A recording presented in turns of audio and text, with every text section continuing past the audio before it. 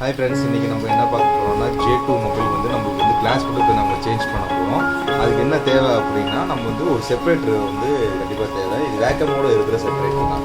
இது வந்து நம்ம ஹீட் எப்படி செட் பண்ணணும் அப்படின்னா, இந்த செட்டுன்னு ஒரு பட்டன் இருக்கும். அதை நம்ம கிளிக் பண்ணிவிட்டு ஹீட்டை வந்து ரெடியூஸ் பண்ணிக்கணும். இப்போ நார்மலாக நீங்கள் வந்து காம்போ பிரிக்கிறீங்க அப்படின்னா நீங்கள் 100 வச்சுக்கலாம். ஸோ நம்ம வந்து நான் வந்து இப்போ கிளாஸ் தான் பிரிக்கிறேன். ஸோ இப்போ 90 வச்சுக்கிட்டாலே எனக்கு போதும்.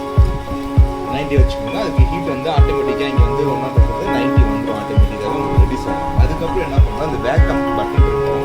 இந்த பட்டன் நீங்கள் வந்து ஆன் பண்ணிங்கன்னா அந்த ப்ரெஷர் வந்து இழுத்து பிடிச்சிக்கோங்க கிளாஸை.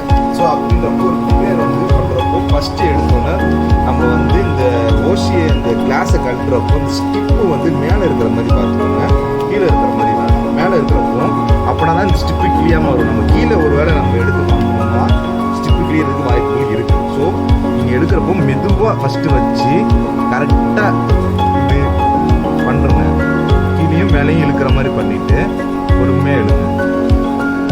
ஒருவேளை நம்ம டைட்டாக ஃபீல் ஆகுது அப்படின்னா ஃபஸ்ட்டு எடுத்து பாருங்கள், நம்ம கரெக்டாக தான் பண்ணுறோமா இல்லைன்னா வந்து டைட்டாக இருக்கா அப்படின்றத பாருங்கள். ஏன்னா டைட்டாக இருந்துச்சுன்னா நம்ம போலார் ஷீட்டும் உள்ளே வந்து போலார் ஷீட் இருக்கும். ஸோ அதையும் கட் பண்ணுற மாதிரி இருக்கும்.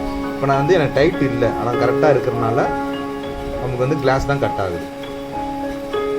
ஸோ பாருங்கள்.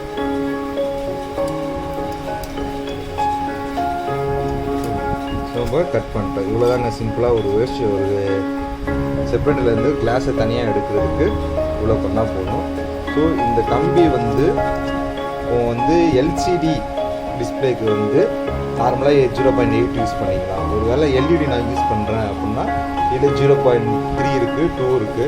ஏன்னா அந்த கிளாஸ் வந்து ரொம்ப மெலிசாக இருக்கும். அப்படின்றப்போ நீங்கள் வந்து பொறுமையாக பண்ணிக்கலாம். ஸோ இந்த மாதிரி வந்து என்னோடய கிளாஸ் மட்டும் போயிடுச்சு, ஆனால் டச் எல்லாமே ஒர்க் ஆகுது அப்படின்னா நம்ம கடையை கான்டாக்ட் நம்பர் நான் தரேன்.